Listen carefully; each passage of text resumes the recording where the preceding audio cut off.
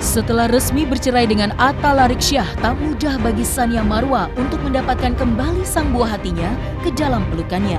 Sempat gagal dalam eksekusi beberapa waktu yang lalu, kini Tsania Marwa berusaha untuk eksekusi ulang. Karena beberapa waktu yang lalu putusan pengadilan telah memutuskan hak asuh anak jatuh kepadanya. Dan kini usaha Tsania Marwa dalam mendapatkan anaknya kembali tak cukup sampai di situ. Artis berusia 30 tahun tersebut pun menegaskan jika dirinya akan mengajukan eksekusi ulang demi mengembalikan sang anak ke dalam pelukannya.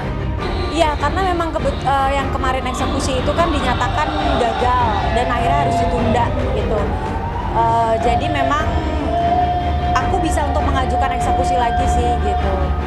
Dan sekarang memang aku lagi sibuk sama kuliah, lagi menjalani kuliah S2 psikolog klinis, jadi aku lagi mau coba fokusin ke situ aja sih. Iya, karena memang eksekusi itu kan ditunda, jadi aku punya hak untuk eksekusi ulang gitu. Dan itu gimana aku ngajuin ke pengadilannya gitu. Benar, pastinya aku kalaupun memang eksekusi lagi mau dengan keadaan yang kondusif dan itu semua sedang dalam pembicaraan dengan pengacara aku, jadi mohon doanya aja semoga lancar semua. Aku sudah menjalani 4,5 tahun ya, jadi mungkin sudah ada adaptasi yang aku rasakan secara psikologis aku gitu loh. Jadi mungkin sekarang udah lebih ke pasrah aja sih, aku lebih ke pasrah, lebih ke tunggu aja lah, nanti juga pasti akan ada waktunya, nanti akan indah pada saatnya.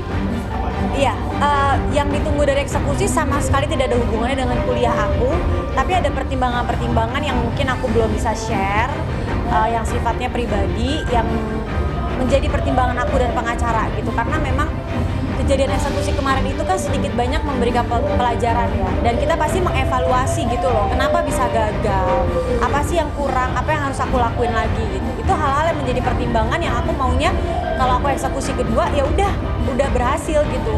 Karena ngulang kayak kemarin tuh sakit banget loh Mas, sakit banget loh, itu bener-bener hari yang pahit banget lah buat aku gitu. Pasti pada tahu semua lah, dan emang kodarullahnya juga adalah media di dalam, jadi kerekam semua yang wah udah nyata seperti apa gitu kan. Jangan sampai aku nggak mau itu sampai terulang lagi. Jujur itu juga menjadi pertimbangan aku sih, kayak semakin lama takut anak-anak semakin ya ABC lah seperti itu. Cuman itu lagi balik ke pertimbangan yang ngapain aku cuman mengejar waktu yang kalau memang hasilnya ntar nol lagi gitu. Kalau bisa kita sekali gerak lagi udah deh gitu, karena itu memang membutuhkan energi yang besar loh untuk melakukan eksekusi, dan gak semua orang mau gitu, bahkan banyak yang memutuskan untuk gak mau eksekusi gitu. Sebelum bercerai dengan sang suami, Tsania Marwa pun dikabarkan sudah dipersulit untuk berjumpa dengan anak-anaknya. Dan sampai saat ini tak bisa bertemu sang anak dan tidak bisa berkomunikasi. Tsania Marwa pun ungkapkan jika dirinya hanya bisa berdoa serta mengisi waktu dengan hal yang berbau positif, yakni dengan kuliah yang merupakan salah satu cara mengembalikan mood booster yang dialami oleh dirinya. Anakku yang besar, si Syarif, itu sekolahnya sebenarnya udah bisa offline. Dan aku happy banget dong pas denger, karena emang itu kan salah satu cara aku ketemu. Tapi ternyata dari pihak keluarga memutuskan si Syarif ini nggak bisa offline. Jadi dia harus tetap online. Pertimbangannya apa saya nggak tahu.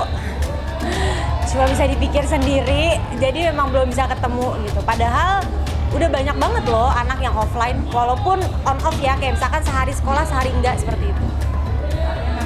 Ya seperti itulah gitu. Ya biarkanlah, karena pada dasarnya manusia boleh berencana tapi ujungnya Tuhan yang menentukan. Saya percaya Tuhan gak tidur, saya percaya kekuatan doa itu nyata, apalagi saya ibunya, doa ibu itu nyata. Jadi saya jalanin aja dan saya mohon doanya terus dari teman-teman, jangan bosan-bosan supaya cepat. Gak ada nol Mas, nol. Iya.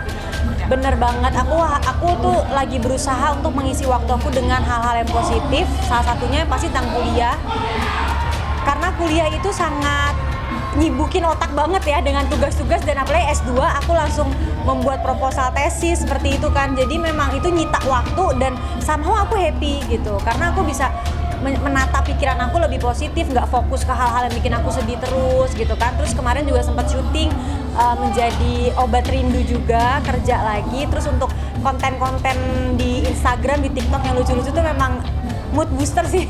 Kalau udah stres banget ya dengan tugas tesis atau mungkin aku lagi sedih, itu menjadi sebuah cara aku lah untuk menangani itu. Hubungan Sania Marwa dengan Alta Riksyah memang sudah kandas sejak tahun 2017.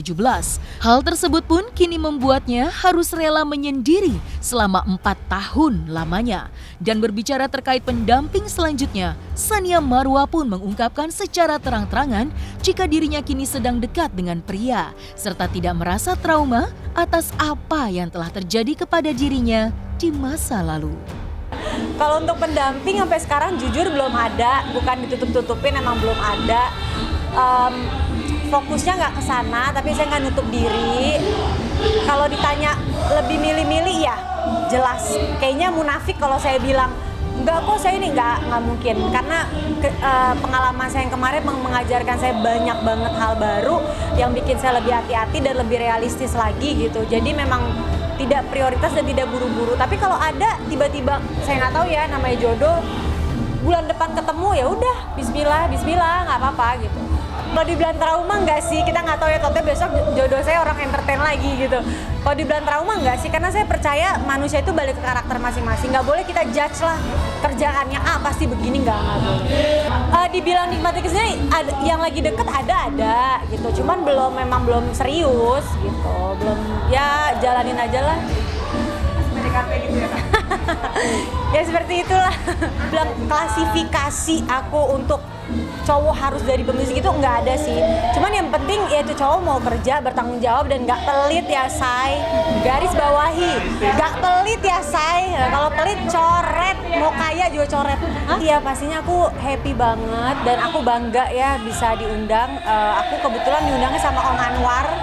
Dan ada beberapa temen aku juga kayak Kak Dude, Kak Giovanni, terus ada tadi Angela juga datang, cuman nggak ketemu.